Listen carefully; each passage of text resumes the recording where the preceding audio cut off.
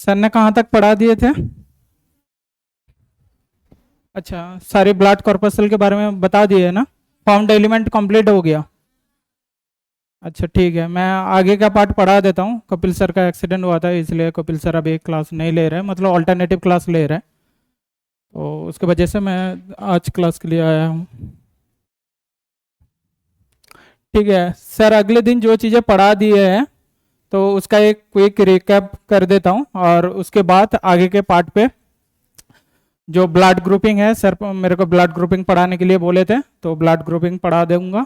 मतलब हमको यहाँ पे स्पेसिफिकली एबीओ ब्लड ग्रुप के बारे में पढ़ना है, आरएच फैक्टर के बारे में पढ़ना है, और होगा तो ब्लड क्लॉटिंग होगा तो टाइम होगा तो पढ़ा देंगे।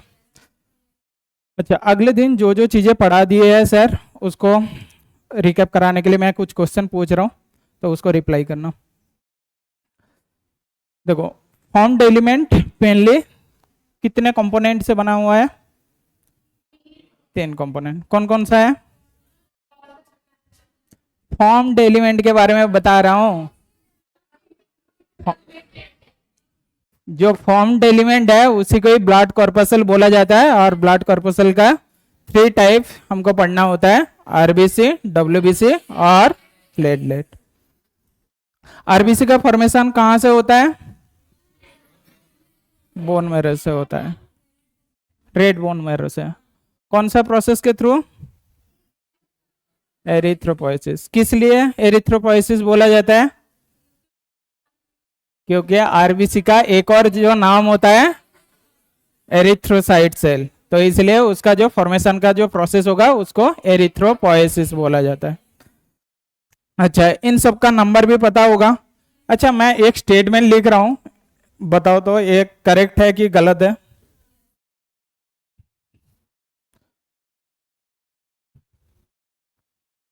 अरे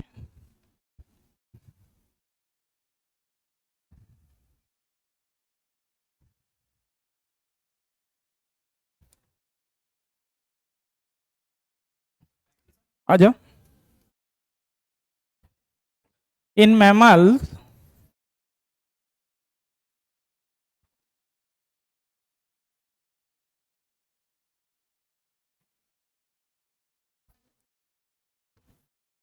रुको रुको 1 मिनट।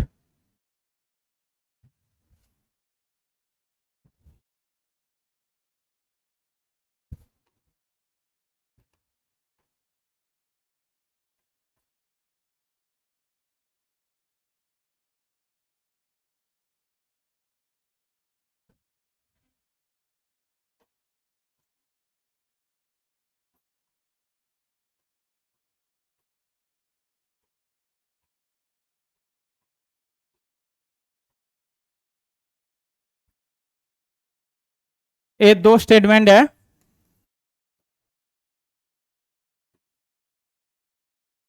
स्टेटमेंट 1 है और ये 2 है। हाँ,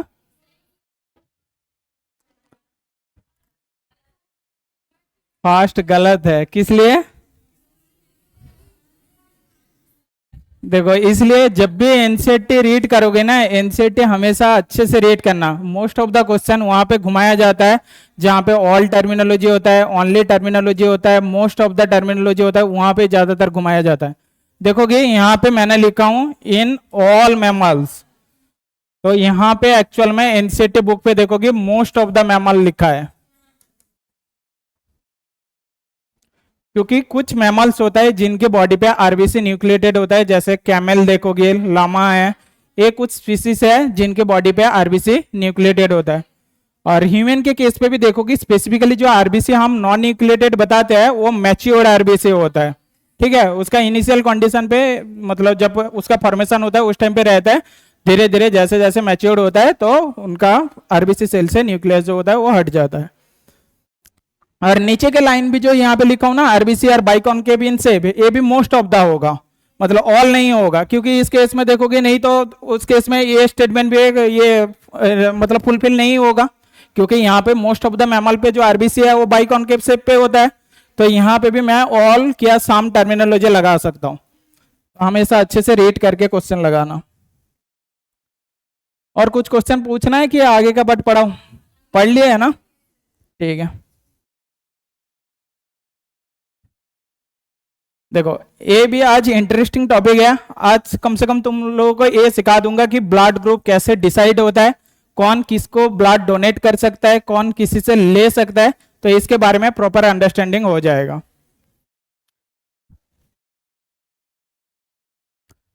तो जो ब्लड ग्रुपिंग है,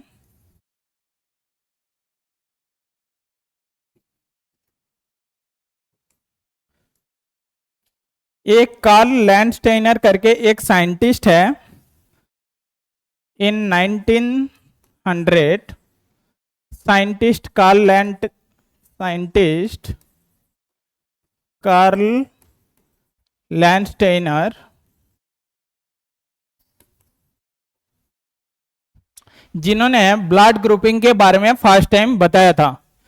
scientist Karl Landsteiner first discovered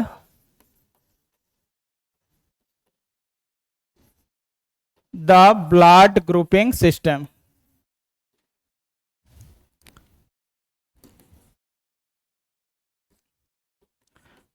पहले बेटा सुन लो, उसके बाद नहीं तो नोट डाउन करना, लास्ट में नहीं तो टाइम दूंगा। तो 1900 पे कार्ल लैंडस्टेनर करके एक साइंटिस्ट और उनका कुछ कॉलिग्स था जिन्होंने एक साथ मिलके इस पे काम किए थे और उन्होंने ब्लड ग्रुपिंग के बारे में पता किए हैं। देखो कि जो ब्लड ग्रुपिंग है, हमको और किसी एनिमल के बारे में हमको यहाँ पे पढ़ना नहीं है, हमको यहाँ पे ह्यूमन के ब्लड ग्रुपिंग के बारे में पढ़ना है। ऐसे देखो कि ब्लड ग्रुपिंग का बहुत सारे टाइप होता है, जैसे ये एबीओ ब्लड ग्रुपिंग है, इसके बाद आरएच होता है, एमएन ब्लड ग्रुपिंग होता है, एच ब्लड ग्रुपिंग होता है जिसको बॉम्बे ब्लड ग्रुप भी बोला जाता है।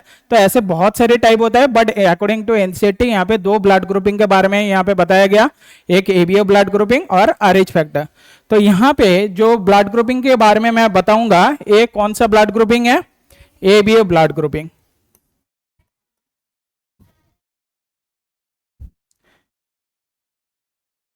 ही discovered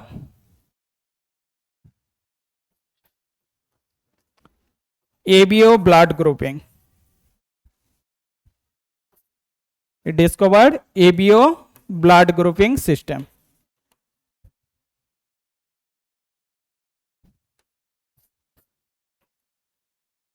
अब कुछ चीजें मैं बता रहा हूं, पहले उसको सुनो। अब ये एबीओ ब्लड ग्रुपिंग सिस्टम क्या होता है? ये एबीओ ब्लड ग्रुपिंग सिस्टम जो है, ये एक्चुअल में एबीओ जीन पे ब्लड के अंदर जो देखोगे, हर एक कोई फैक्टर के लिए कोई ना कोई जीन रिस्पॉन्सिबल होता है जो एबीओ जीन के थ्रू होता है, और ये 9th क्रोमोसोम पे प्रेजेंस होता है।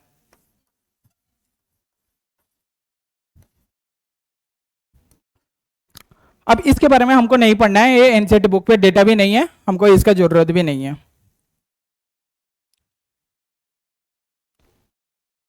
अब देखो, हमारे बॉडी पे जितने भी सेल है, हर एक सेल के बाहर कोई ना कोई सेल मेम्ब्रेन है, हर एक सेल के बाहर सेल मेम्ब्रेन है ना। किस लिए प्रेजेंस है? वो प्रोटेक्शन के लिए। उसके हिसाब से देखोगे तो प्रोटेक्शन भी मिल रहा है, साथ में हमारे बॉडी को इम्यूनिटी भी मिल रहा है कि नहीं मिल रहा है? तो इसलिए आरबीसी भी एक सेल है, तो उनके भी बाहर सेल मेम्ब्रेन प्रेजेंस होगा, और उस सेल मेम्ब्रेन के बाहर जब भी मान लो आरबीसी के अंदर कोई भी पैथोजेनिक सब्सटेंस एंटर करेगा, मतलब उसके अंदर जाएगा, तो उसको प्रोटेक्शन लेने के लिए, कि प्रोटेक्शन मिलने के लिए पहले तो उसको रिकॉग्नाइज करना पड़ेगा। जैसे मान लो बाहर पे अचानक अभी रूम पे कोई आ जाए, तो उसको पहले तो मेरे को आइडेंटिफाई करना पड़ेगा ना कि ये इस क्लास का स्टूडेंट है कि नहीं, फिर तो मैं अलाउ करूंगा ना कि यहाँ पे बैठने के लिए। तो यहाँ पे भी देखोगे, हर एक सेल के हिसाब से भी देखोगे तो उसको बाहर से जब भी कोई फॉरेन सब्सटेंस आता है, पहले उसको रिकॉग्नाइज करना पड़ता है, उसके बॉडी के हिसाब से वो हार्मफुल नहीं होगा तो उसको अलाउ करेगा, और हार्मफुल होगा तो वहां पे रोक दिया जाएगा, क्या उसके अगेंस्ट पे कोई ना कोई एक्टिविटी वो स्टार्ट करेगा। तो इसलिए देखोगे आरबीसी के भी सरफेस पे हमारे बॉडी पे जो एबीओ ब्लड ग्रुपिंग के बारे में हम पढ़ाई करेंगे, तो यहाँ पे जो एबीओ ब्लड ग्रुपिंग का जो डिसाइडिंग फैक्टर होता है वो एक्चुअल में एंटीजन है जो आरबीसी के सरफेस पे प्रेजेंस है। आरबीसी के सरफेस पे मतलब आरबीसी का सरफेस जो होगा वो सेल मेम्ब्रेन होगा, तो आरबीसी के सेल मेम्ब्रेन पे सरफेस पे कुछ एंटीजन प्रेजेंस है और उसके बेसिस पे हम डिसाइड करते हैं कि जो ब्लड ग्रुपिंग क्या जो एबीओ ब्लड ग्रुप हम पढ़ेंगे तो उसको हम डिफाइन करते हैं किसके बेसिस पे, आरबीसी के सरफेस पे जो एंटीजन प्रेजेंस है। अब वो जो एंटीजन प्रेजेंस है, मैं कुछ चीजें इंफॉर्मेशन लिख देता हूं।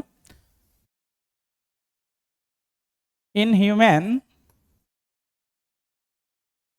surface of RBC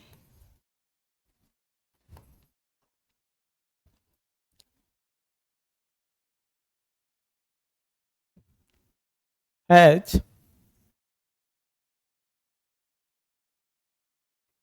glycoprotein substances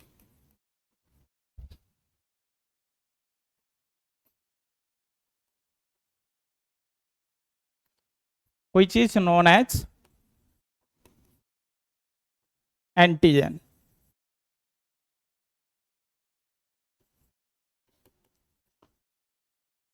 और ये जो एंटीजन है इसको एग्लूटिनोजन भी बताया जाता है, इसका एक और नाम है एग्लूटिनोजन।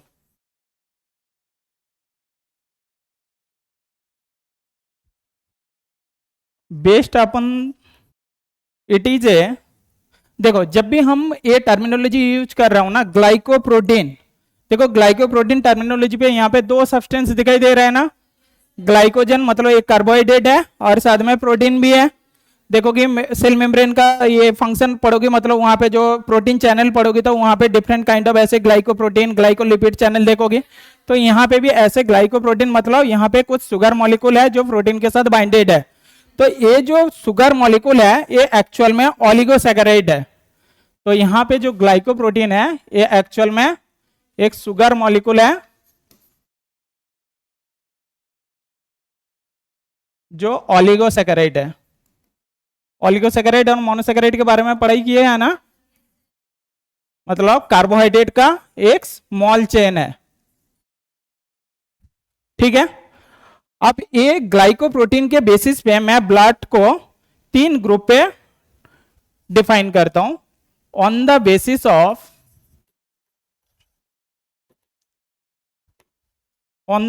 Of antigen present on the surface of RBC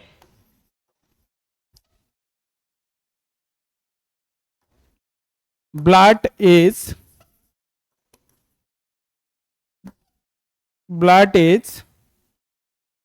of three types.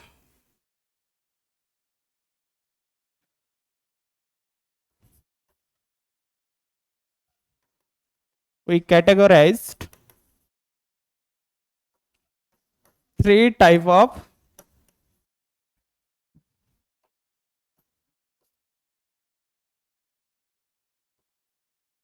Blood group. देखोगे एक तो ए बी और ओ, और इन दोनों का एक कॉम्बाइंड ए देखोगे ए बी। तो यहाँ पे एक्चुअल में तीन ना लिख के यहाँ पे 4 लिखता हूं।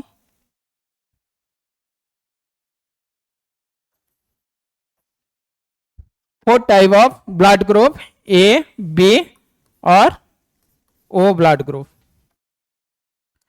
अब यहां पे इसके बाद मैं नीचे के स्लाइड पे लिख रहा हूं।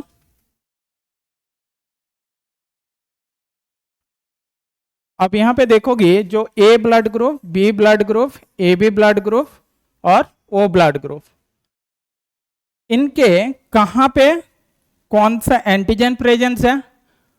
अब यहां पे ये मेंशन कर देता हूं, ये है ब्लड ग्रुप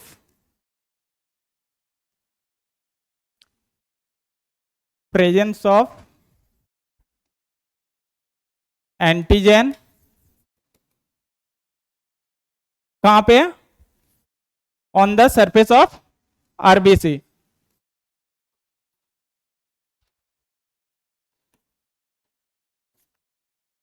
और present of antibodies in plasma. देखो हमारे बॉडी के अंदर एंटीजन भी प्रेजेंस है, एंटीबॉडीज भी प्रेजेंस है। तो यहाँ पे मैं बोल रहा हूँ जो एबीओ ब्लड ग्रुपिंग के केस में जो ये 4 टाइप का ब्लड ग्रुप मैं देख रहा हूँ, ए बी एबीओ, ये इसको स्पेसिफिकली डिफाइन किया गया, सेपरेट किया गया किसके बेसिस पे? एंटीजन के बेसिस पे। यहाँ पे एंटीबॉडीज का खास कोई रोल नहीं है ब्लड ग्रुपिंग को डिफाइन करने के लिए। मैं बताऊंगा किस लिए एक्चुअल में एंटीजन ही क्यों डिफाइनिंग फैक्टर हो गया, एंटीबॉडीज क्यों नहीं है, इसके बारे में मैं आगे के पार्ट पे बता दूंगा। तो आप इस हिसाब से देखोगे, इसको थोड़ा नीचे कर देता हूं।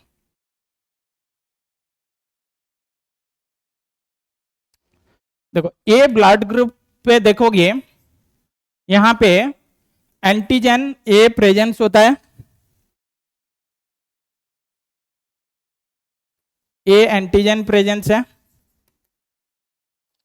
और बी एंटीबॉडी प्रेजेंस है। एंटी बी मतलब एंटीबॉडी बी। आप सिमिलरली देखोगे यहां पे, अच्छा प्रेजेंट इन एंटीबॉडीज, अच्छा यहां पे लिख देता हूं,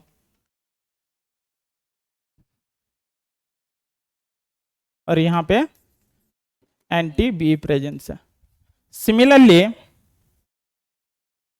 यहां पे बी ब्लड ग्रुप, तुम बताओ यहां पे कौन सा ब्लड ग्रुप है, क्या प्रेजेंस है? ये तो पहले से पढ़ाई किए है ना। अच्छा तो यहां पे बताओ, यहां पे होगा बी एंटीजन और यहां पे होगा ए एंटीबॉडी। और ए बी ब्लड ग्रुप पे क्या होगा? ए बी दोनों एंटीजन प्रेजेंस होगा, और यहां पे नो एंटीबॉडी होगा।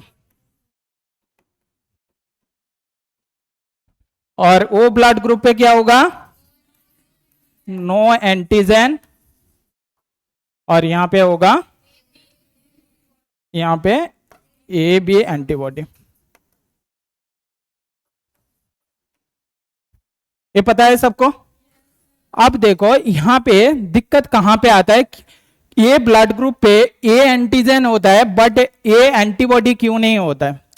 अब देखोगे एंटीजन के अगेंस्ट पे हमेशा बॉडी के अंदर एंटीबॉडी प्रोड्यूस्ड होता है, कोई ना कोई प्रोटीन सब्सटेंस प्रोड्यूस होता है। जैसे देखोगे हम बाहर से जब भी कोई फॉरेन सब्सटेंस आ रहा है उसके अगेंस्ट पे बॉडी प्रोटेक्शन के लिए एंटीबॉडी प्रोड्यूस करता है, वो mainly B lymphocyte cell produce करता है।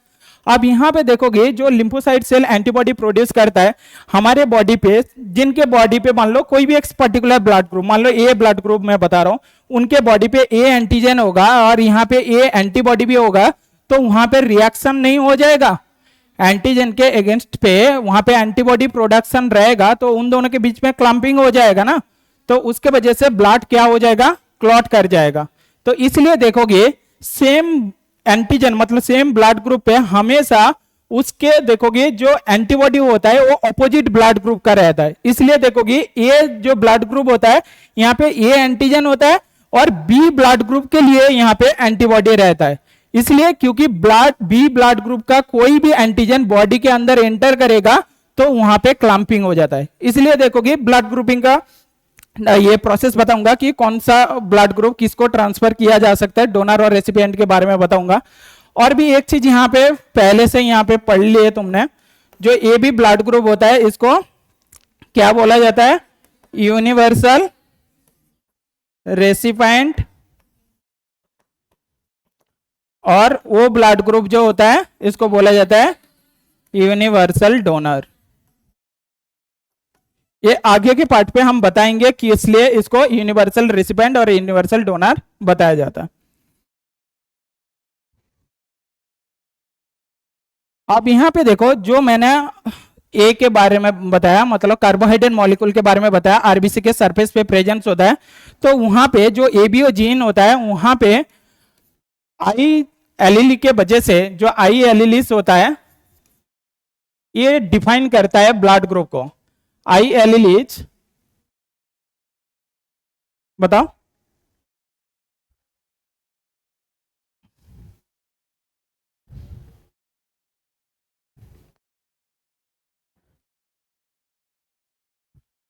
आई एलिलिस define the blood grouping.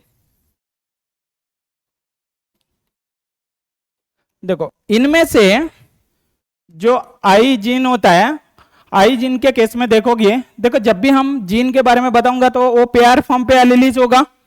अब यहां पे जो आई ए और आई बी जो होता है ये एक्चुअल में डोमिनेंट फॉर्म होता है,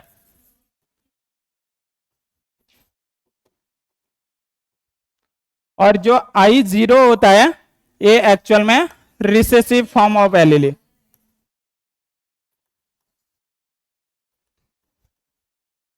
अब जब भी मैं ए ब्लड ग्रुप बताऊंगा, मैं हर एक ब्लड ग्रुप का मैं यहां पे जीन कौन सा जीन होगा इसके बारे में लिख देता हूं।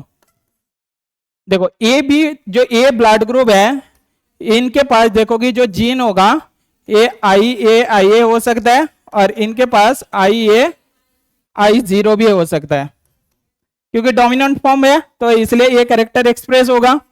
सिमिलरली यहां पे देखोगे आई बी होगा, और यहां पे आई जीरो होगा।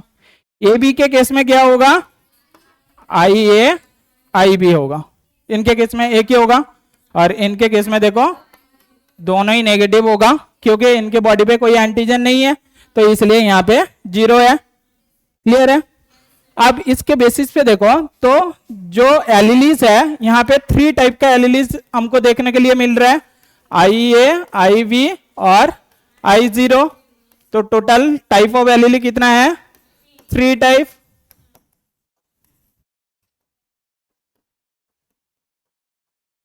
बट ब्लड ग्रुपिंग कितना है, हम कितने ब्लड ग्रुप हम यहां पे डिफाइन किया है, 4 ब्लड ग्रुप।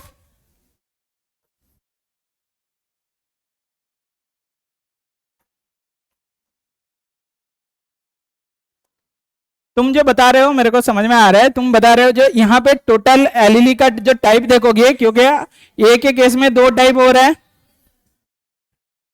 एक मिनट, ए के केस में यहाँ पे 2 टाइप, सिमिलरली बी के केस में 2 टाइप, तो टोटल 4 ब्लड ग्रुप के लिए जो एलिलीज है उसका टाइप 6 हो सकता है। मतलब यहाँ पे देखोगे ये mainly 3 type of एलिली 4 blood group को रिप्रेजेंट कर रहा है, और कितना फेनोटाइप को ऐसे रिप्रेजेंट कर सकता है। देखो फेनोटाइप और जेनोटाइप के बीच में मैं डिफरेंस बता देता हूं। जैसे मान लो यहां पे मैं बोल रहा हूं फेनोटाइप और जेनोटाइप के बीच में तो डिफरेंस पता है ना। अच्छा ठीक है, तो यहां पे जेनोटाइप 6 हो जाएगा,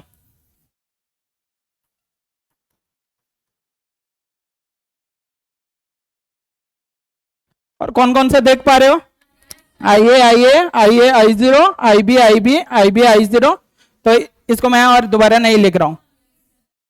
अब मैं कुछ ए दे रहा हूं, मैथमेटिकल नहीं, मतलब कुछ कैलकुलेशन बेस्ड दे रहा हूं, तो इसको खुद कर रहा हूं।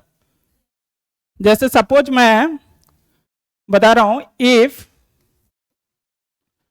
Father have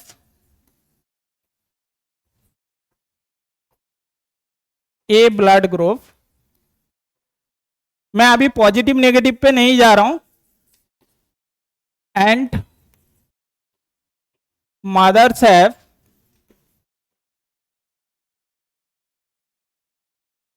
B blood group,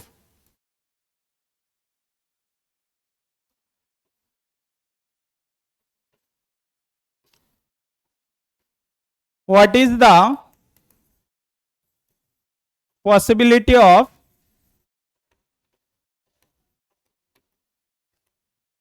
progeny blood group।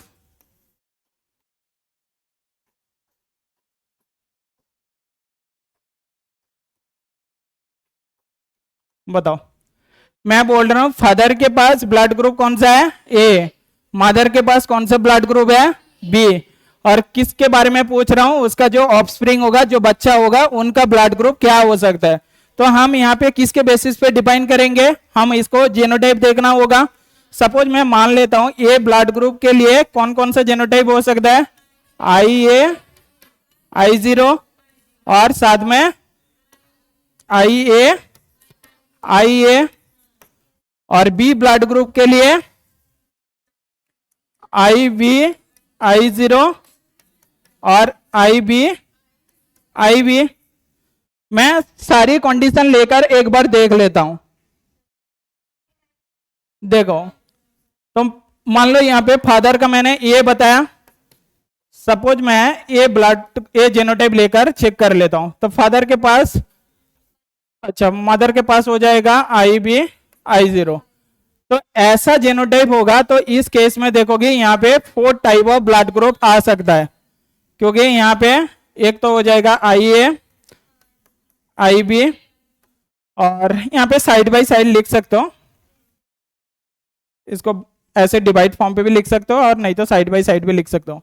IA IB comma IA I0 IB I0। तो यहाँ पे देखोगे जो 4 डिफरेंट ब्लड ग्रुप है, ए हो जाएगा AB, ए हो जाएगा A ब्लड ग्रुप, ए हो जाएगा B ब्लड ग्रुप, और ए हो जाएगा O ब्लड ग्रुप। तो ऐसा जेनोटाइप होगा तो तब जाकर इस केस में सारी ब्लड ग्रुप का पॉसिबिलिटी हो सकता है। जो बच्चा होगा AB भी ब्लड ग्रुप हो सकता है, A ब्लड ग्रुप भी हो सकता है, B भी हो सकता है, O भी हो सकता है। अब मैं इसको थोड़ा मॉडिफाई कर दूंगा यहाँ का जेनोटाइप, जैसे मान लो यहाँ पे ए जेनोटाइप लूंगा, सपोज मान लो IA I0, और इसके साथ मदर का मान लेता हूं IB। इस केस में थोड़ा डिफरेंट हो जाएगा। इस केस में देखो, एक तो हो जाएगा IA IB, और अच्छा मैं डिफरेंट कलर ले लेता हूं,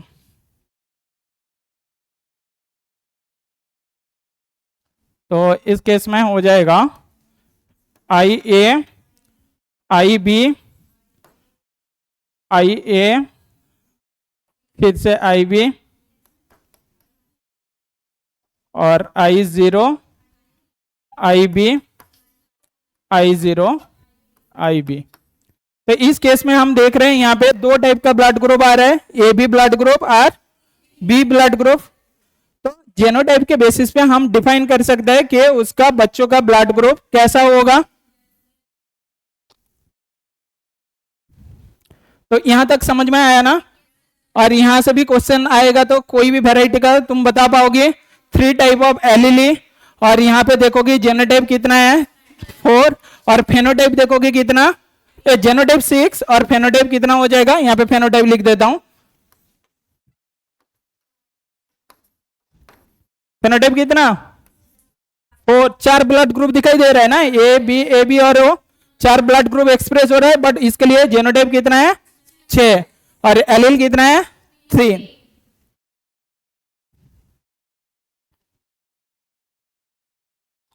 अब देखो, अब ब्लड ग्रुप को हम कैसे डिफाइन करते हैं? क्या हम किसी ब्लड ग्रुप किसी को भी हम ट्रांसफर कर सकते हैं क्या? नहीं कर सकते हैं। तो ट्रांसफ्यूजन के लिए हमको उसका क्लॉटिंग फैक्टर चेक करना पड़ेगा।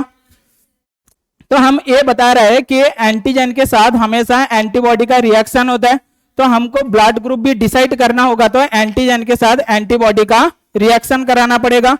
तो वहां पे क्लैंपिंग हो रहा है कि नहीं हो रहा है वो हम डिफाइन करेंगे, उसके बेसिस पे डिफाइन करेंगे कि वहां पे एक्चुअल में कि कौन सा ब्लड ग्रुप किसके पास हम ट्रांसफर कर सकते हैं। अब देखो, मैंने यहाँ पे एक चार्ट लिखा हूं, एक चार्ट थोड़ा देख लो। अब यहाँ पे जैसे देखोगे, कभी भी ब्लड ग्रुप डिफाइन करने के लिए जब भी जाते हो, पहले तो देखोगे एक स्लाइड लिया जाता है, और उस स्लाइड पे 3 ड्रॉप ऐसे लिया जाता है।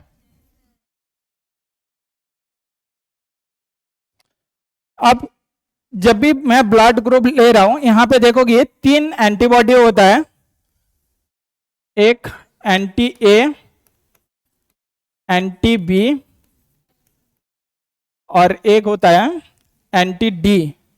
एंटी डी के बारे में मैं बताऊंगा, जो RH फैक्टर होता है उसी को एंटी डी बोला जाता है, ठीक है। अब जैसे ही मान लो मैंने यहाँ पे 3 ड्रॉप ब्लड लिया,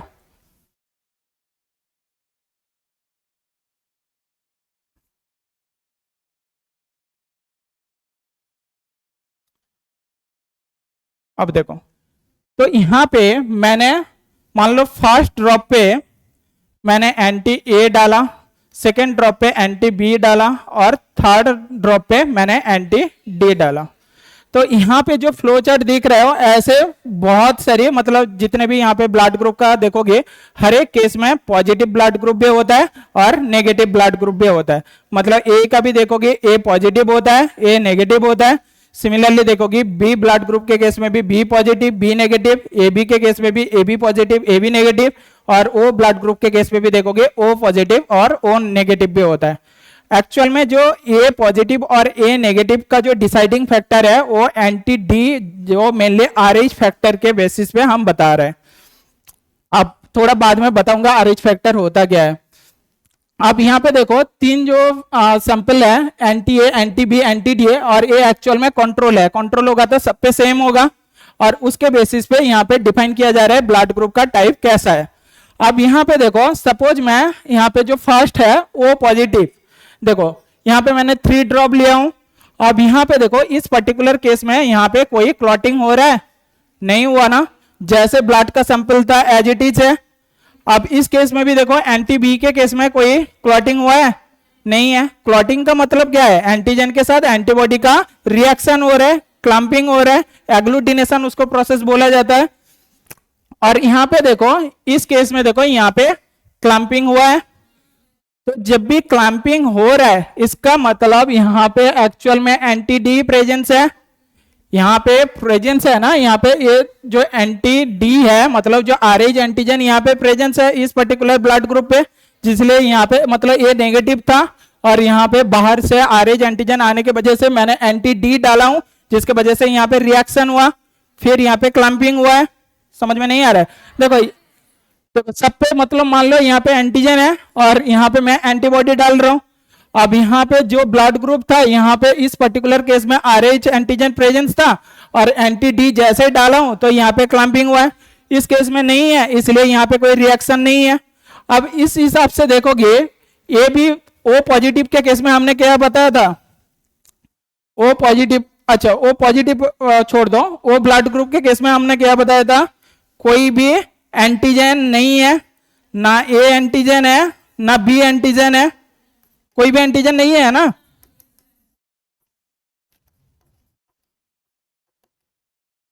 अब देखो ऑब्वियस बात है इस ब्लड ग्रुप पे कोई एंटीजन नहीं होगा तो यहाँ पे जो भी मैं एंटीबॉडी दे रहा हूं कोई रिएक्शन होगा, कोई एंटीजन नहीं है ना, तो एंटीबॉडी डालने पे भी कोई फर्क नहीं पड़ेगा।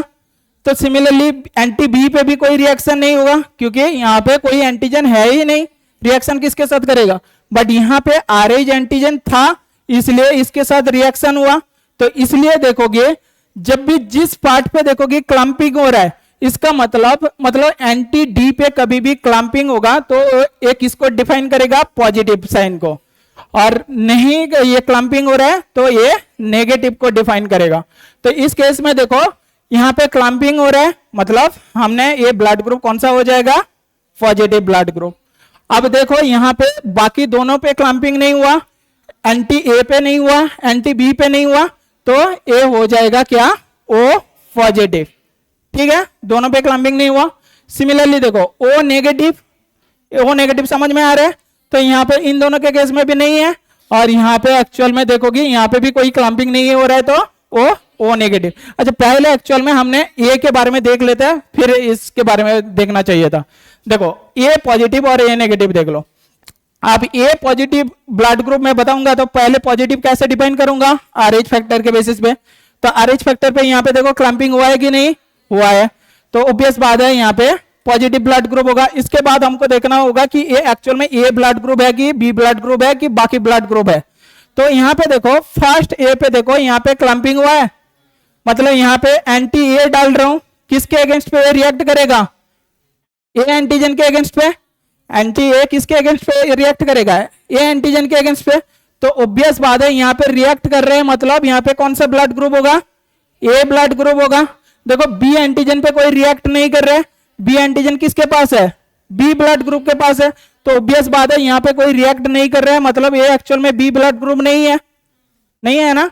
तो यहाँ पे इसलिए इसका जो ब्लड ग्रुप होगा जहां पे क्लम्पिंग होगा, देखो ए पे क्लम्पिंग हुआ तो ए है, यहाँ पे आरएच फैक्टर पे क्लम्पिंग होगा तो पॉजिटिव होगा, तो इसलिए ए हो जाएगा ए पॉजिटिव।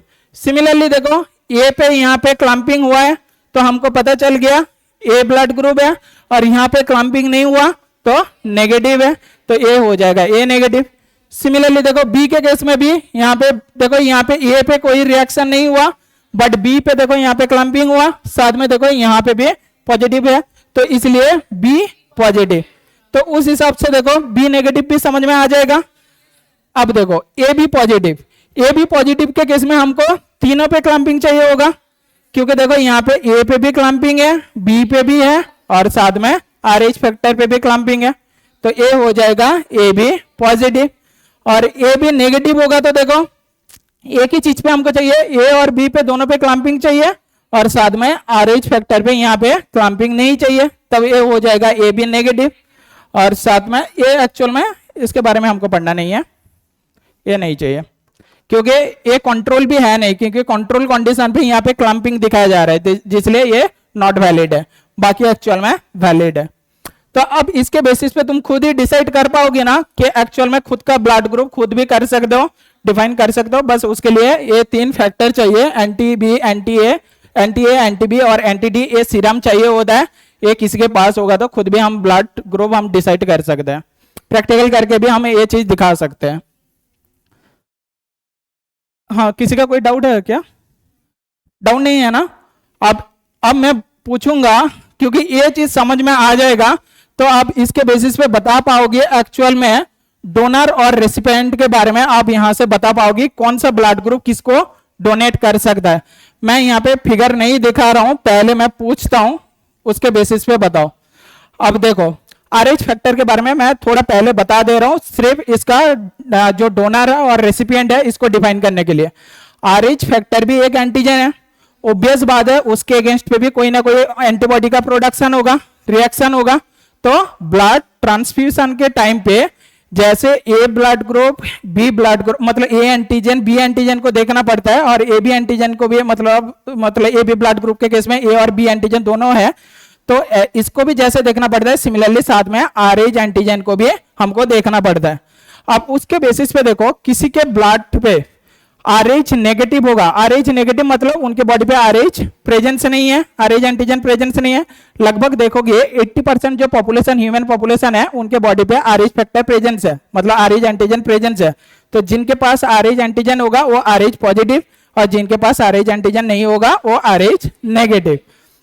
ऑब्वियस बात है, देखो जिनके बॉडी पे प्रेजेंस होगा, मान लो मेरा बॉडी पे RH फैक्टर प्रेजेंस है और जिससे मैं ब्लड ले रहा हूं, जो डोनर है जिनसे ले रहा हूं, उनके बॉडी पे RH नेगेटिव है, क्या वो नेगेटिव ब्लड ग्रुप आने के बाद मेरे बॉडी पे कोई रिएक्शन होगा?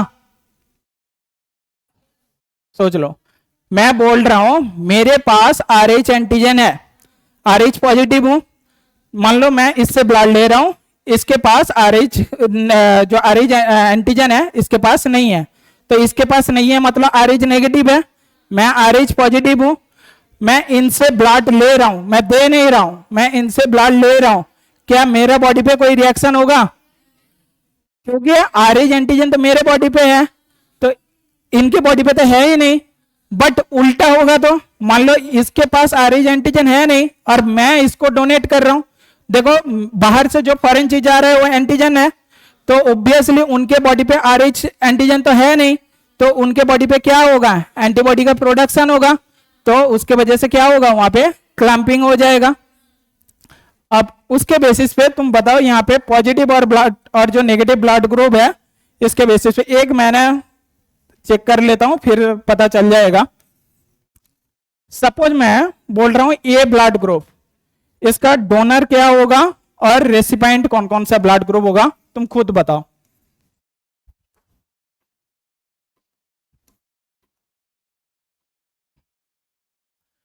मान लो ए पॉजिटिव ब्लड ग्रुप है, ए किस किस को ब्लड दे सकता है और किस किस से वो ब्लड ले सकता है। अब बताओ, खुद ही बताओ कि ए, देखो सेम ब्लड ग्रुप को कभी भी कोई इंसान दे भी सकता है, ले भी सकता है। तो यहां पे इस केस में कि इसलिए क्योंकि देखो इन, एक मिनट रुको, तो ए पॉजिटिव ब्लड ग्रुप को भी दे सकता है ना और ले भी सकता है। अब यहाँ पे ए नेगेटिव हम देखते हैं, क्या A positive blood group A negative को दे सकता है? नहीं दे सकता है ना, कि इसलिए यहाँ पे RH फैक्टर प्रेजेंस है और जिसको दे रहा हूं डोनर जो है उनके पास नहीं है।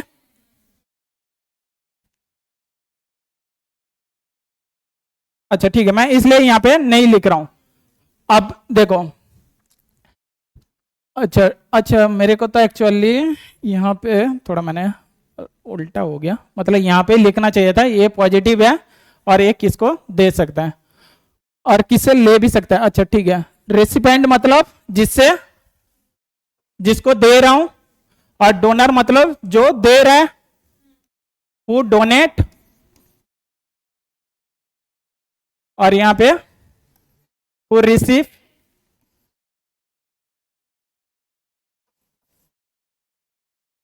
क्लियर है ना? अच्छा, फ्लो चार्ट पे थोड़ा इजी रहेगा। देखो देखो, ए पॉजिटिव ब्लड ग्रुप, अब देखो ए पॉजिटिव को भी दे सकता है और ए बी पॉजिटिव को भी दे सकता है। इसलिए देखो, क्योंकि ए बी पॉजिटिव के पास दो एंटीजन है, ए एंटीजन भी है, बी एंटीजन है, तो ऑब्वियस बात है जब मैं इसको मैं दे रहा हूं तो इनके पास ए एंटीजन तो है ही और साथ में इनके पास बी एंटीजन है नहीं, तो ऑब्वियस बात है इनके बॉडी पे कोई रिएक्ट होगा। समझ में नहीं आ रहा है? मैं बोल रहा हूं देखो, ए बी के पास ए एंटीजन भी है और बी एंटीजन भी है, दोनों एंटीजन है। किसके पास है? ए बी पॉजिटिव के पास है और साथ में यहाँ पे RH भी है ना। और यहाँ पे मैं देखो ए के पास किस कौन सा है? एंटीजन ए है और साथ में RH है। तो यहां पे मैं जब भी इसको मैं दे रहा हूं, ए से जब मैं ए बी को दे रहा हूं तो इनके पास क्या क्या ट्रांसफर होकर आ रहा है? ए पॉजिटिव आ रहा है, मतलब ए एंटीजन आ रहा है और साथ में RH एंटीजन आ रहा है।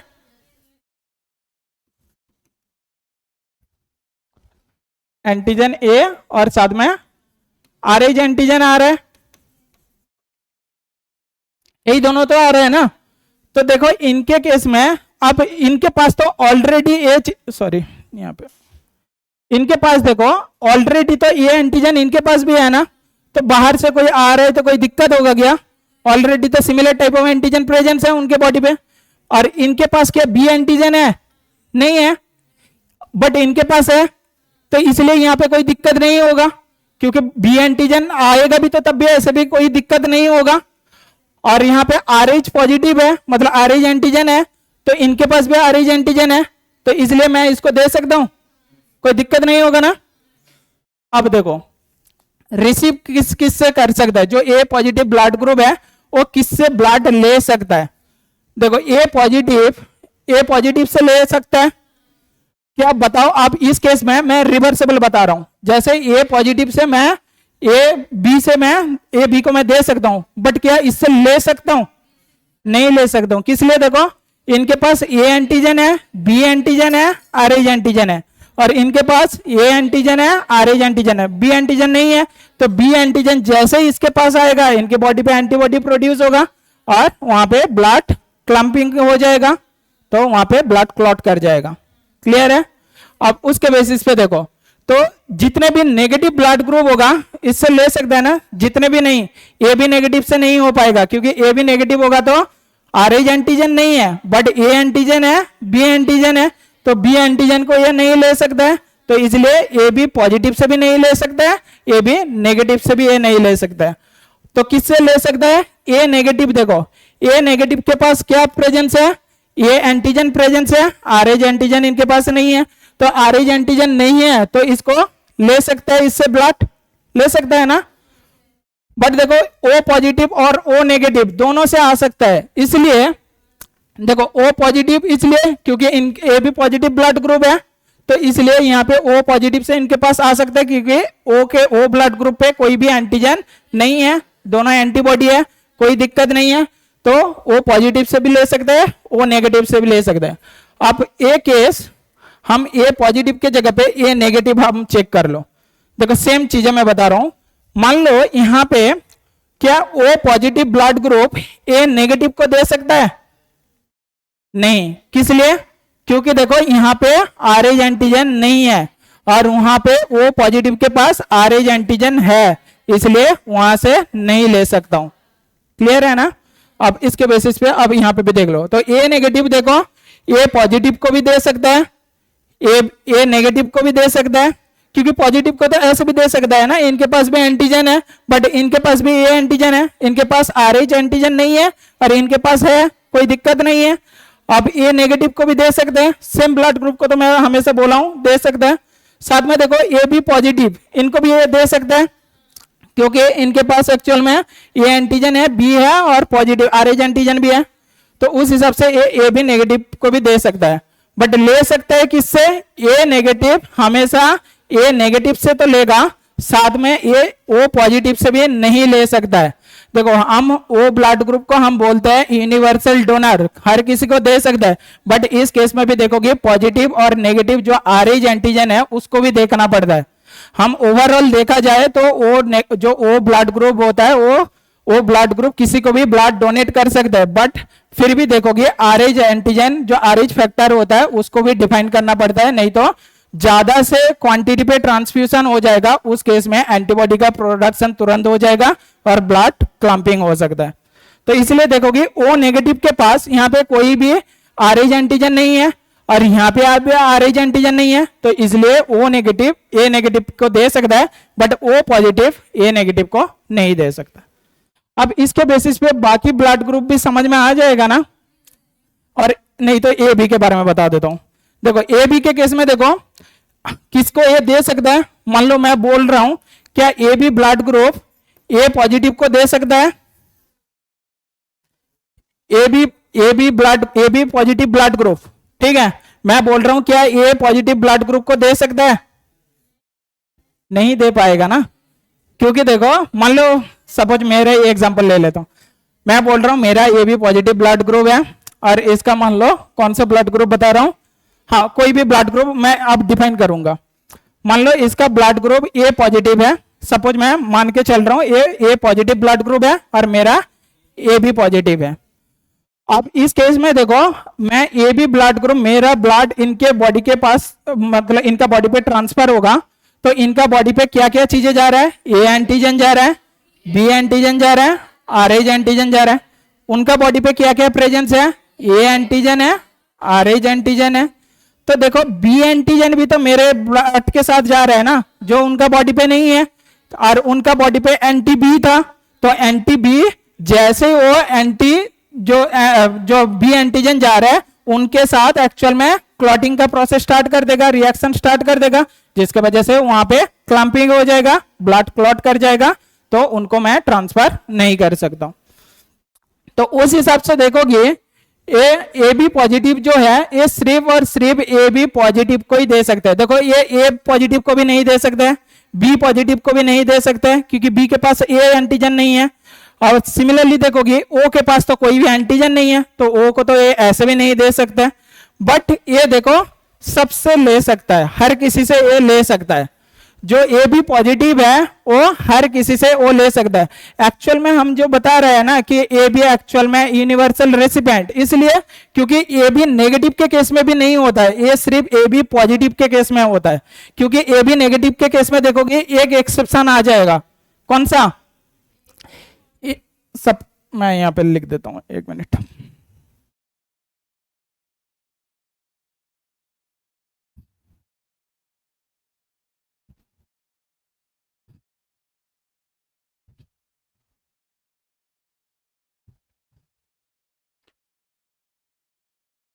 देखो मान लो मैं ए बी नेगेटिव लिख रहा हूं और देना किसको है? अच्छा मैं रेसिपेंट के बारे में मैं चेक कर लेता हूं। यहाँ पे मैंने बोला था कि जो ए बी पॉजिटिव है वो हर किसी से ले सकता है, कोई भी positive blood group negative blood group हर किसी से ले सकता है। इसलिए देखोगे ए से भी लेगा तो तब भी कोई दिक्कत नहीं, इनके पास है एंटीजन ऑलरेडी। बी से भी लेगा तब भी है, ए बी से भी लेगा तब भी है, ए बी पॉजिटिव से भी लेगा तो है, ए बी नेगेटिव से लेगा भी तो तब भी कोई दिक्कत नहीं, ओ पॉजिटिव से लेगा भी तो तब भी कोई दिक्कत नहीं, ओ नेगेटिव से लेगा भी तो तब भी कोई दिक्कत नहीं। बट वो ए बी नेगेटिव के पास एक्सेप्शन कहां पे आ जाता है कि मान लो A B positive blood group है तो इनके पास एक्चुअल में RH एंटीजन है और इनके पास RH एंटीजन नहीं है। बस सिर्फ ए इससे नहीं ले सकता है, बाकी और किसी से ले सकता है। देखो ए भी नेगेटिव से तो ले सकता है ना, ए नेगेटिव से भी ले सकता है, बी ए नेगेटिव से नहीं ले सकता है। अच्छा देखो ए नेगेटिव से ले सकता है। अच्छा यहां पे देखो कुछ कौन कौन सा चीज आ जाएगा। देखो ए पॉजिटिव होगा तो तब नहीं ले सकता है, इसलिए क्योंकि इनके पास आरएच एंटीजन है नहीं, इनके पास आरएच एंटीजन है, इससे नहीं ले सकता है। बट ए नेगेटिव से ले सकता है, बी पॉजिटिव होगा तो नहीं ले सकता है, बट बी नेगेटिव होगा तो ले सकता है। और यहां पे कौन सा रह गया, ओ पॉजिटिव और ओ नेगेटिव। तो ओ पॉजिटिव होगा भी तो नहीं होगा क्योंकि आरएच एंटीजन है, ओ नेगेटिव होगा तो इससे ले सकता है। समझ में आ रहा है ना, सारे ब्लड ग्रुप समझ में आया, कौन किससे डोनेट कर सकता है, किससे ले सकता है।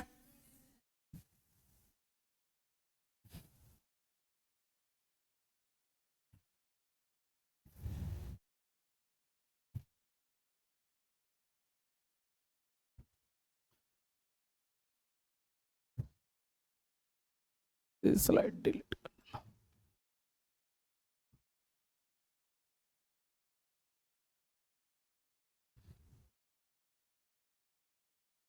अब देखो तो यहाँ पे सारे, यहाँ पे कुछ इंफॉर्मेशन अब लिख देता हूं। ब्लड ग्रुप इज डिसाइडेड, यहाँ पे जो एग्जाम के लिए अकॉर्डिंग टू एनसीईआरटी के लाइन जो इंपॉर्टेंट है, blood group is decided on the basis of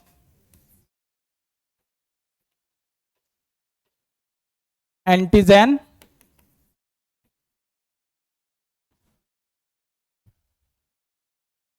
A and antigen B. Clear है, यहां तक कोई डाउट नहीं है।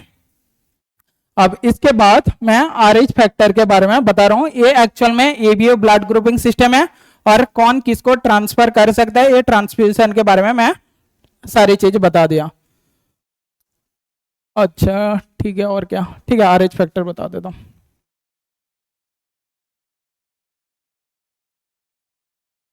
अच्छा एक और चीज यहां पे एक इंफॉर्मेशन याद रखना, A B blood group, A B is a example of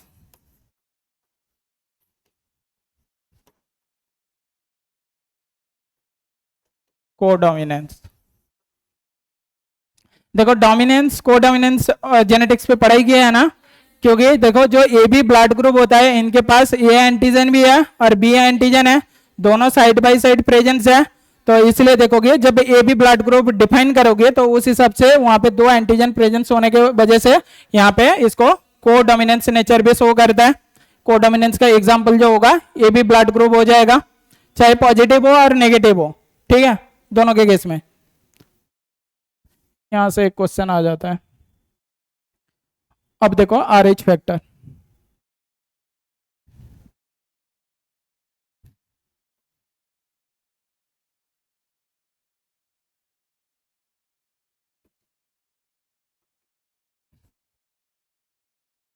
और क्लैंपिंग के बारे में यहाँ पे डेफिनेशन वगैरह तो लिखने का जरूरत है नहीं ना। देखो आरएच फैक्टर क्या होता है, जैसे ह्यूमन के केस में मैंने ऑलरेडी बता दिया, जो कुछ एनसीईआरटी बुक का जो इंफॉर्मेशन है वो पहले लिख देता हूं। अप्रोक्स 80% जो पॉपुलेशन होता है वो आरएच पॉजिटिव है। पॉपुलेशन हैव आरएच एंटीजन, तो इसलिए ये जो इंसान होगा ये आरएच पॉजिटिव होगा। और 20% जो पॉपुलेशन होगा have does not have RH antigen.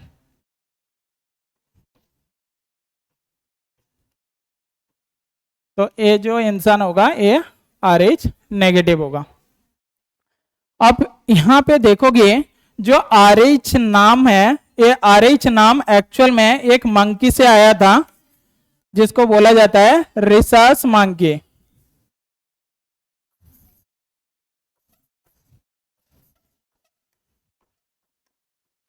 तो रिसस मंकी के आरबीसी पे, मतलब उनके भी जो सेल के आरबीसी के जो सरफेस पे है वहां पे भी एक एंटीजन मिला था, जिससे ह्यूमन बॉडी के अंदर आरबीसी जो होता है आरबीसी का सरफेस पे भी सिमिलर टाइप ऑफ एंटीजन मिला है।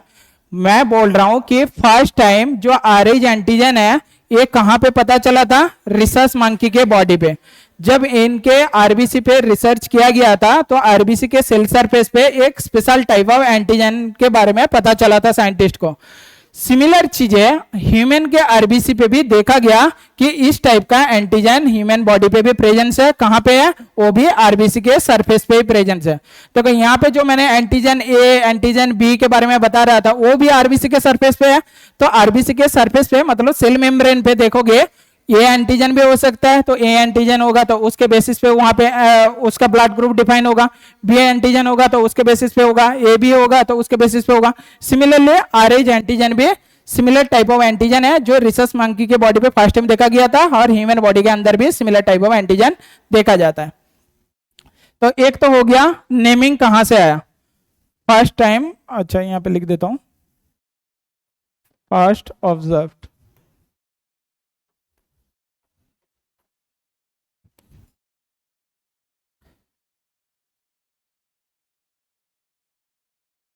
In the surface of human RBC, surface of RBC of human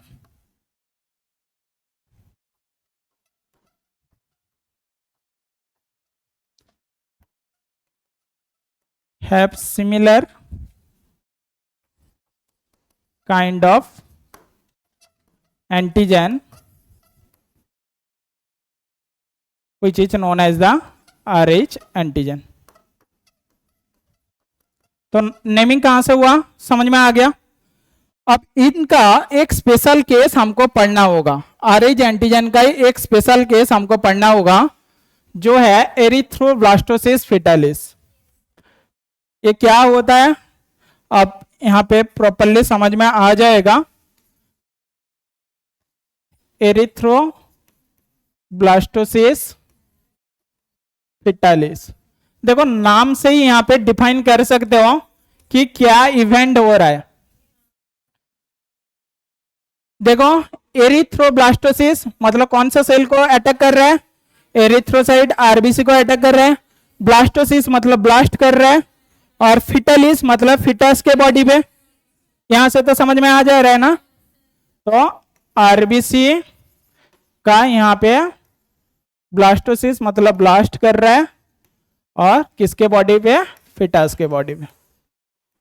अब ये कब होता है देखोगे, ये एक्चुअल में ये एक्सेप्शन है किसका? ये भी ब्लड ग्रुपिंग सिस्टम का।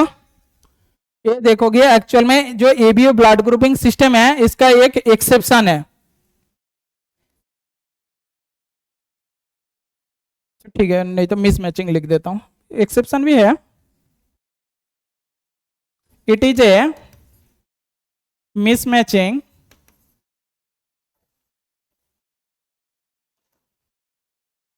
ऑफ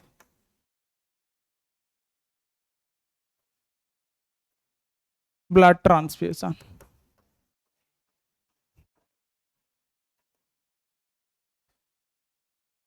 अच्छा ठीक है, एक मिनट, लैंग्वेज थोड़ा ठीक नहीं हो रहा है।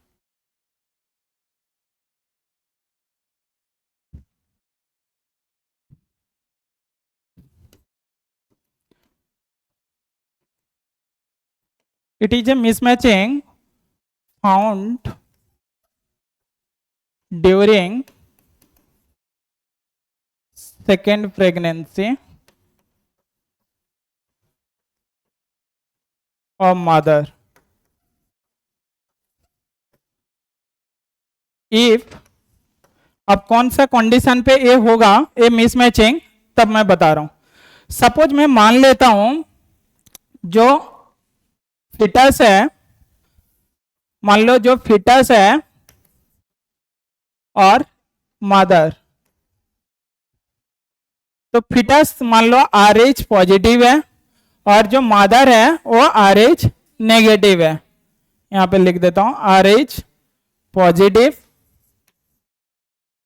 और जो मदर है ये RH नेगेटिव है। अब बताओ यहां से ब्लड कभी भी इसके पास जाएगा तो यहां पे एंटीबॉडी का मदर के बॉडी पे प्रोड्यूस होगा कि नहीं होगा। तो ऑब्वियस बात है मदर बॉडी पे जो भी एंटीबॉडी प्रोड्यूस्ड होगा वो रिएक्ट करेगा, तो इसलिए यहां पे क्लम्पिंग हो सकता है। बट मदर के पास देखो RH नेगेटिव है, फिटस के पास आएगा तो कोई दिक्कत होगा नहीं होगा। ये चीज तो समझ में आ गया ना कि यहाँ पे फिटस के पास RH पॉजिटिव है तो मदर ब्लड पे जाएगा तो एंटीबॉडी प्रोडक्शन होगा, क्लम्पिंग हो सकता है मदर बॉडी पे ब्लड, बट मदर से बॉडी से फिटस के पास आएगा तो कोई दिक्कत नहीं है।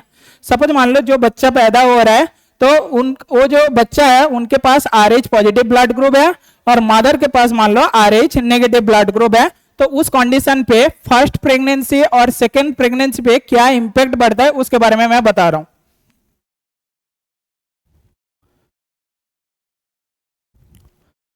देखो during the time of first pregnancy,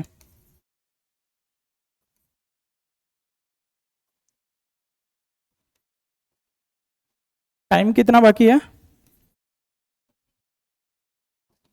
35 minute बाकी है ना, 25 मिनट ठीक है। अच्छा देखो फर्स्ट प्रेगनेंसी के टाइम पे क्या दिक्कत होगा, एक मैं फिगर ड्रॉ कर रहा हूं।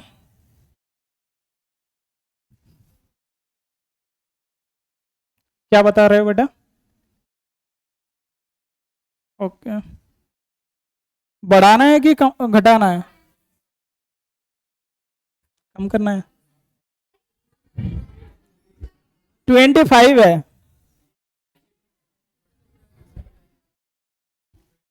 ठीक है छोड़ दो।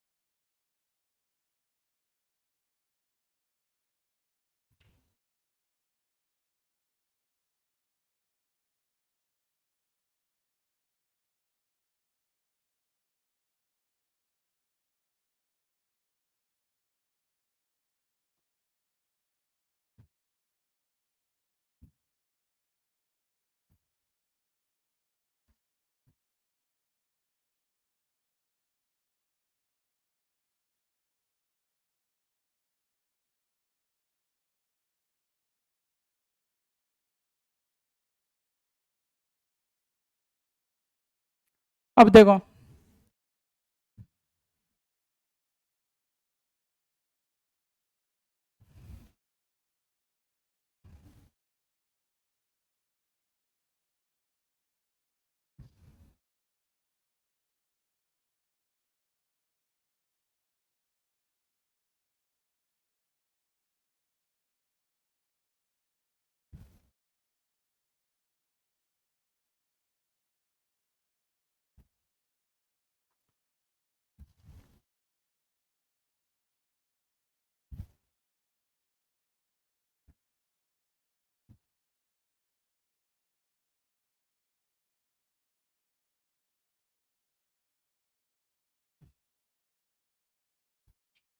थोड़ा बेटा फिगर ड्रॉ कर लेता हूँ उसके बाद समझा दे रहा हूँ।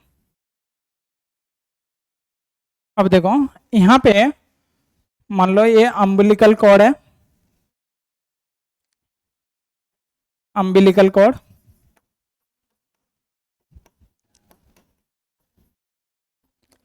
अम्बिलिकल कॉर्ड किसको कनेक्ट करता है, जो फिटस होता है वो मदर बॉडी के साथ कनेक्ट करता है। और यहाँ पे देखोगे एक सेपरेटिंग लेयर होता है जो कोरियन होता है, जो ब्लड का मिक्सिंग होता है ना वो यहाँ पे होता है। अब यहाँ पे थोड़ा और भी पतला कर देता हूँ।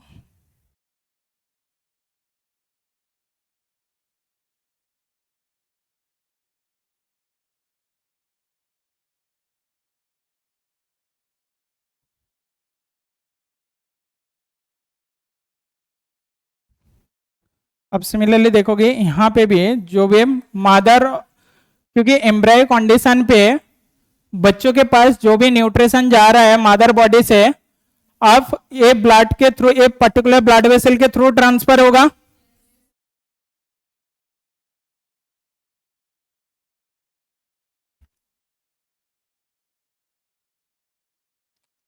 देखो कोरियन पार्ट पे एक्चुअल में एक्सचेंज होता है, यहाँ पे कोरियन पार्ट पे एक्चुअल में देखोगी ब्लड का मिक्सिंग होता है। ये मान लो यहां से मदर बॉडी,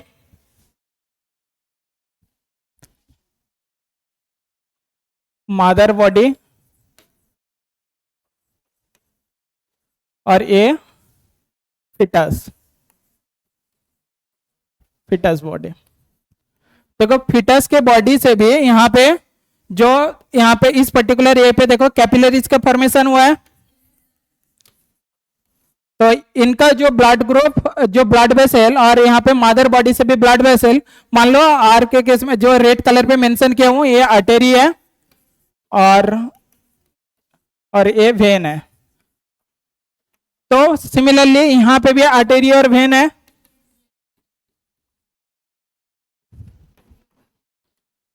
अब यहां पे देखोगे दोनों साइड से एक्चुअल में जो ब्लड वेसल आ रहा है, यहाँ पे कोरियन पार्ट पे यहाँ पे मिक्सिंग होता है। फिर इस पार्ट से देखोगे जो फिटस के बॉडी पे यहाँ पे न्यूट्रिशन जा रहा है आर्टरी के थ्रू, सिमिलरली वेन के थ्रू यहाँ पे वापस डीऑक्सीनेटेड ब्लड और जो वेस्ट मटेरियल प्रोड्यूस हो रहा है वो वापस आ रहा है। अब यहाँ पे ये पार्ट प्लासेंटा भी बता सकता हूं। ये यहाँ पे ये जो इवेंट है एक्चुअल में प्लासेंटा पार्ट पे भी हो रहा है, और यहाँ पे एक्चुअल में जो ये देखोगे कोरियन देखोगे, ये एक्चुअल में इन दोनों के बीच में जो मिक्सिंग होता है इसको रोकता है। एक्चुअल में ये जो फिगर है ना थोड़ा इस साइड पे आ गया, इसको यहाँ पे रोकना चाहिए था, क्योंकि यहाँ पे इन दोनों के बीच में जो ब्लड का मिक्सिंग है वो एक्चुअल में कोरियन पार्ट रोकता है। ठीक है, अब मदर बॉडी से ब्लड जा रहा है और फिटस बॉडी से भी ब्लड आ रहा है, जो डीऑक्सीनेटेड ब्लड है वो आ रहा है। इस पर्टिकुलर कंडीशन पे ऐसे मान लो इस केस में आरएच एंटीजन यहाँ पे जा रहा है और फिटस के बॉडी से आरएच, मतलब यहाँ पे आरएच नेगेटिव था और इनके बॉडी से मान लो आरएच एंटीजन आ रहा है। तो इस केस में क्या क्या पॉसिबिलिटी हो सकता है ड्यूरिंग द फर्स्ट प्रेगनेंसी मैंने लिखा था, तो यहाँ पे नेक्स्ट स्लाइड पे फिर से दोबारा लिख देता हूं।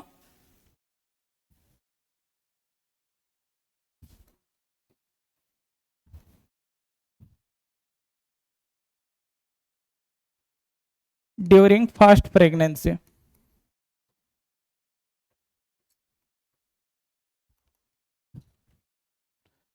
देखो फर्स्ट जब प्रेगनेंसी होगा उस पर्टिकुलर कंडीशन पे मैं मान के चल रहा हूं बच्चों के पास आरएच पॉजिटिव है और मदर के पास आरएच नेगेटिव है। तो जब बेबी का बर्थ होगा उस पर्टिकुलर टाइम पीरियड पे देखोगे जो अम्बिलिकल कॉर्ड होता है उसको काटा जाता है। तो जैसे ही यहाँ पे अम्बिलिकल कॉर्ड को काटा जाता है certain amount of blood actual में मिक्सिंग होता है, मतलब कभी कभार मिक्सिंग होता है, मिक्सिंग होने का चांसेस रहता है। तो certain amount of blood mixing होगा तो ऑब्वियस बात है फिटस के बॉडी से ब्लड जो होगा वो मदर के बॉडी पे पास जाएगा। बट बिफोर द देखो बर्थ होने से पहले वहां पे कोरियन एक्चुअल में उन दोनों के बीच में जो मिक्सिंग था उसको रोका था। वहां पे फिगर थोड़ा ठीक से ड्रॉ करना, मतलब यहाँ पे मैंने ब्लड वेसल को थोड़ा यहाँ तक लेकर ला दिया, यहाँ पे यहाँ तक नहीं होगा और लाना भी तो है इस पार्ट पे एक्चुअल में अलग से दिखाना, यहाँ पे मिक्सिंग नहीं दिखाना। अब उस पर्टिकुलर टाइम पीरियड पे बच्चों के बॉडी से सर्टेन अमाउंट ऑफ ब्लड किसके पास चला गया, मदर के बॉडी पे चला गया। अब ऑब्वियस बात है मदर के बॉडी पे क्या था, आरएच नेगेटिव था, तो उनके बॉडी पे एंटीबॉडी का प्रोडक्शन स्टार्ट होना चाहिए कि नहीं होना चाहिए, होना चाहिए। तो फर्स्ट प्रेगनेंसी पे उनके बॉडी पे एंटीबॉडी का प्रोडक्शन स्टार्ट होता है, बट जितने अमाउंट ऑफ वो ब्लड ट्रांसफर हुआ है तो वहां पे आरएच एंटीजन एक्चुअल में बहुत लिमिटेड अमाउंट पे होता है, जिसके वजह से मदर के बॉडी पे जो एंटीबॉडी प्रोड्यूस हो रहा है उतना प्रॉब्लम नहीं होता है। देखोगे सेकेंड टाइम जब प्रेगनेंसी होगा उस टाइम पे इसका इफेक्ट पड़ेगा। मैं एक फिगर के थ्रू बता देता हूं, फिर इसको मैं फ्लो चार्ट के फॉर्म पे लिख दे रहा हूं। देखो ये फिगर देखो, RBC with RH antigen first pregnancy के टाइम पे, और यहां पे देखो ये प्लासेंटा है, यहां पे देखो ये प्लासेंटा है और यहां पे देखो मैटरनल सर्कुलेशन है। अब बर्थ के टाइम पे डिलीवरी के बाद यहां पे काटा गया, जैसे यहाँ पे अम्बिलिकल कॉर्ड को काटा गया, certain amount of blood mixing हुआ। जैसे मिक्सिंग हुआ, यहाँ पे आरएच स्पेसिफिक बी सेल जो होगा मदर के बॉडी पे, ये बी लिम्फोसाइट सेल एक्टिवेट होगा, क्योंकि एंटीबॉडी का प्रोडक्शन कौन करता है? लिम्फोसाइट सेल करता है। स्पेसिफिकली बताऊंगा तो बी लिम्फोसाइट सेल करता है। और वहां उसका एक्टिवेशन का मैकेनिज्म बाकी 12th पार्ट पे जो चैप्टर आएगा तो वहां पे पढ़ोगे। अब यहाँ पे देखो, जो बी स्पेसिफिक सेल है, मतलब जो बी लिम्फोसाइट सेल है, इनके पास देखोगे दो टाइप का होता है सेल, प्लाज्मा सेल होता है और मेमोरी सेल होता है। जो प्लाज्मा सेल होता है ये मेनली एंटीबॉडी का प्रोड्यूस करता है, और यहाँ पे देखोगे जो मेमोरी सेल होता है ये भी एंटीबॉडी का प्रोड्यूस करता है। बट देखोगे प्लाज्मा सेल से जो एंटीबॉडी प्रोड्यूस होता है वो एक्चुअल में शॉर्ट टर्म के लिए होता है, और मेमोरी सेल के लिए लॉन्ग टर्म के लिए होता है। अब इस केस में देखोगे, जैसे ही यहाँ पे बी सेल आया तो एक्टिवेट होने के बाद ये एंटी आरएच कोई एंटीबॉडी प्रोड्यूस करेगा आरएच उसके अगेंस्ट पे। तो यहाँ पे जो एंटीजन एंटीबॉडी का प्रोड्यूस होता है उस पर्टिकुलर टाइम पीरियड पे वो आईजीएम एंटीबॉडी प्रोड्यूस होता है। उस पर्टिकुलर टाइम पीरियड पे जो एंटीबॉडी प्रोड्यूस होता है आईजीएम होता है। देखो एंटीबॉडी का भी 5 टाइप होता है, आईजीए, आईजीडी, आईजीई, आईजीएम। तो उसमें देखोगे सबसे जो बड़ा साइज का एंटीबॉडी होता है वो आईजीएम होता है। तो फर्स्ट टाइम जब यहाँ पे ऐसे बी सेल एक्टिवेट होता है, इसके थ्रू जो एंटीबॉडी का प्रोडक्शन होगा ज्यादा से ज्यादा यहाँ पे आईजीएम का प्रोडक्शन होता है compare to the IgG. First time जब यहाँ पे Rh positive antigen B lymphocyte के प्रेजेंस पे आएगा, जो एंटीबॉडी का प्रोडक्शन होगा ज्यादा से ज्यादा आईजीएम का प्रोडक्शन करेगा कंपेयर टू द आईजीजी। जो आईजीजी होता है ये साइज पे छोटा होता है, ये किसी मदर का जो प्लासेंटा है इसको क्रॉस कर सकता है।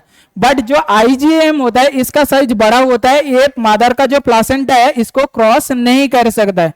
तो जिसके वजह से देखोगे जब फर्स्ट टाइम प्रेगनेंसी के दौरान देखोगे उस पर्टिकुलर टाइम पीरियड पे भी certain amount of RH antigen हो सकता है कि प्लासेंटा को क्रॉस करके आ जाए। बट जनरली क्या होता है, फर्स्ट प्रेगनेंसी के टाइम पे मदर बॉडी पे यहाँ पे जो प्लासेंटा का फॉर्म होता है वहां पे उतना पोर साइज बड़ा नहीं होता है, और उस पर्टिकुलर फर्स्ट प्रेगनेंसी पे क्रॉस होने का चांसेस भी बहुत लिमिटेड होता है। आएगा भी तो लिमिटेड अमाउंट ऑफ एंटीजन आएगा, और ना आने का चांसेस बहुत ज्यादा होता है। बट सेकेंड टाइम प्रेगनेंसी के टाइम पे यहाँ पे आने का चांसेस ज्यादा हो जाता है, क्योंकि यहाँ पे प्लासेंटा के अंदर जो पोर साइज होता है वो बड़ा हो जाता है, तो मतलब कंपैरेटिवली वो साइज पे बड़ा हो जाता है, जिसके वजह से यहाँ पे जैसे आरएच एंटीजन बाहर आएगा। अब मान लो सेकंड प्रेगनेंसी है, तो यहां तक तो समझ में आ गया ना। तो फर्स्ट प्रेगनेंसी पे पहले क्या हुआ, अम्बिलिकल कॉर्ड को काटा गया। मैं एक फ्लो चार्ट के फॉर्म पे लिख देता हूं। During first pregnancy, after baby birth,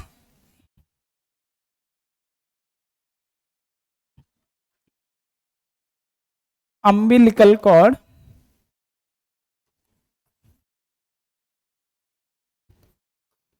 during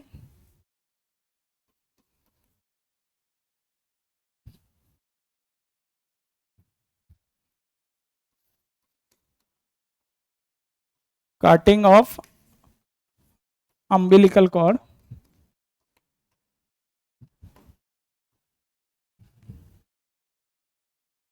certain amount of blood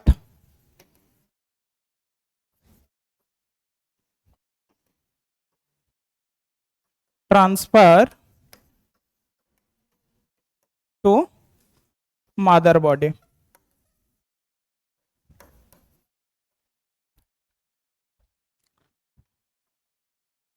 mother body, इसके बाद देखोगे specific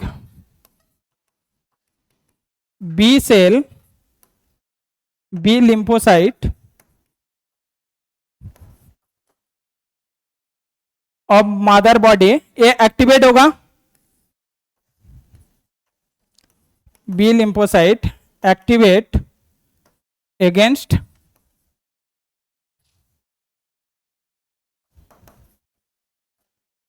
RH antigen,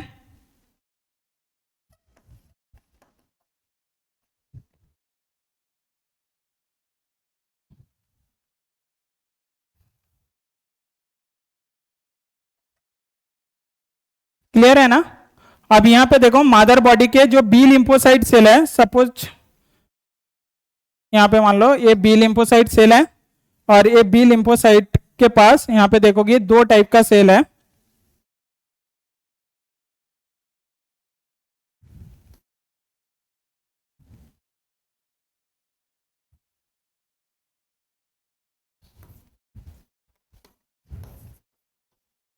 plasma cell है और यहाँ पे मेमोरी सेल है। यहाँ पे प्लाज्मा सेल नॉर्मल एंटीबॉडी का प्रोडक्शन करेगा, और साथ में देखोगे मेमोरी सेल यहाँ पे आईजीएम का प्रोडक्शन करता है। और आईजीएम का साइज देखोगे, size of IgM is greater than IgG. Sorry,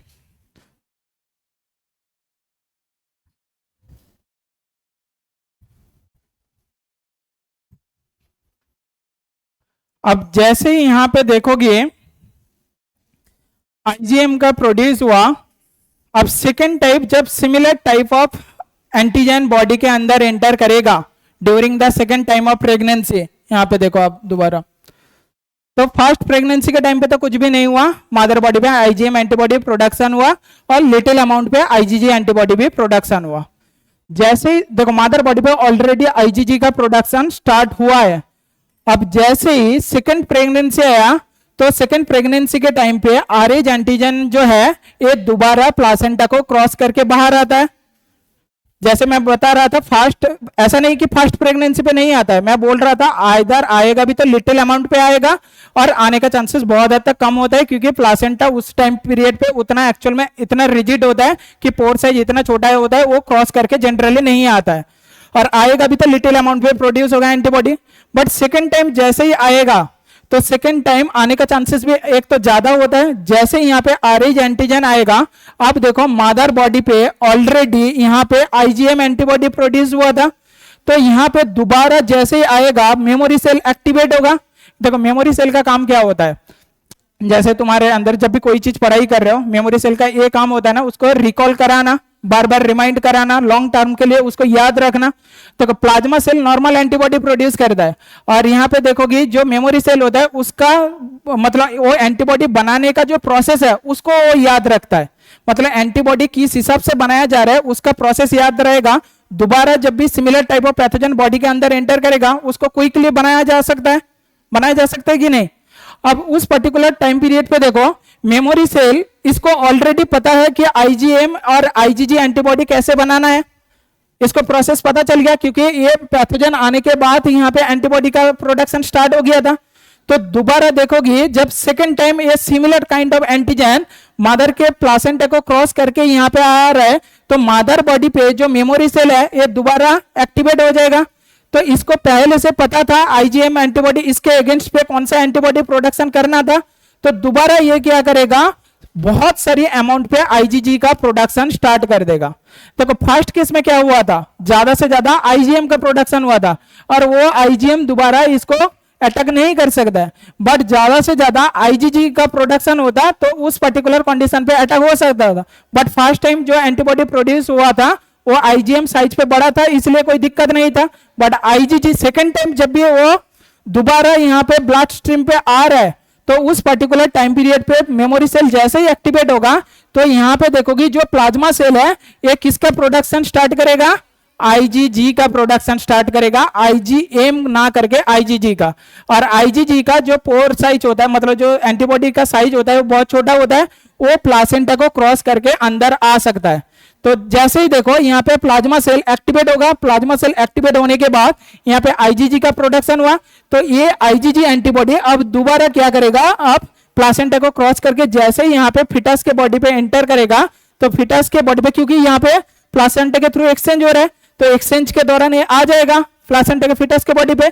जैसे ही आ जाएगा इसका आरबीसी को अटैक करना स्टार्ट कर देगा, क्योंकि देखो अब यहाँ पे आईजीजी एंटीबॉडी जैसे यहाँ पे आरबीसी को अटैक करना स्टार्ट कर देगा, आरबीसी का ब्लास्ट होगा, तो जिसके वजह से उस बच्चों के बॉडी पे एक्चुअल में हीमोलाइटिक एनीमिया और नहीं तो जो एरिथ्रोसाइट सेल होता है वो ब्लास्ट हो जाता है, उस पर्टिकुलर कंडीशन को बोला जाता है एरिथ्रोब्लास्टोसिस फिटालिस।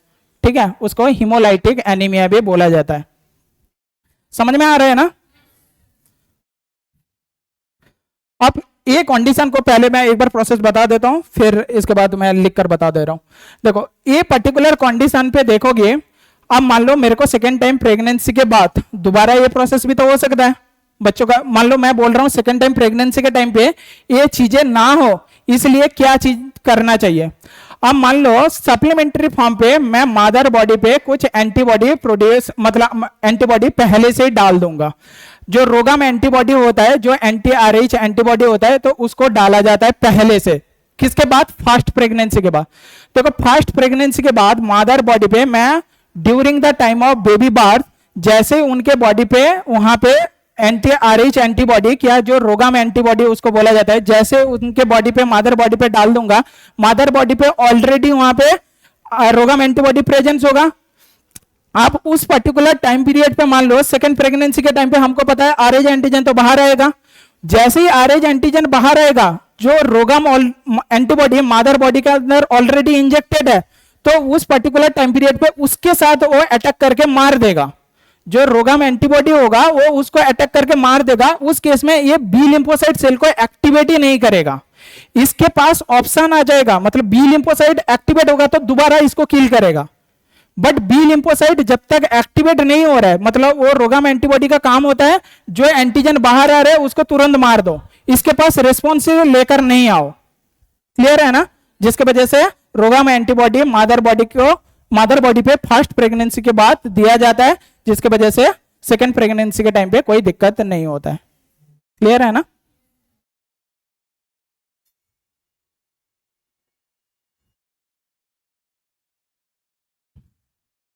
अच्छा ठीक है, यहाँ पे लिख देता हूँ थोड़ा। Memory cell IgM,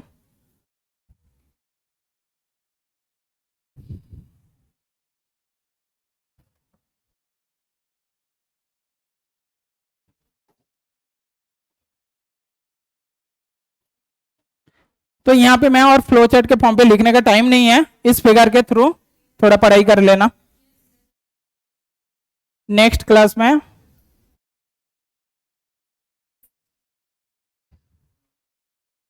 blood clotting,